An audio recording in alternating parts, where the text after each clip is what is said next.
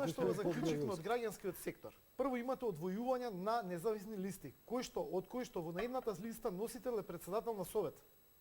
Излегува жената од тамо затоа што веќе не може да ја поднесе да го поднесе тој начин на функционирање. Од друга страна, обезбедили и спонзорство од некоја од амбасадите за дигитализација на општината, односно за пренесување на седниците во живо. Тој предлог заедно со средствата бил одбиен. Значи очигледно дека општинската администрација не сака да ја снимаат и луѓето да знаат што се случува како и не сака да комуницира со граѓаните. И ова веќе било 4 години. Како можеме ние да веруваме сега на една иста власт или мината власт која била па поголема Пандорина кутија, а тековниве не ја отвориле таа Пандорина кутија, нели? Како можеме да веруваме дека едни или други ќе дојдат нешто подобро?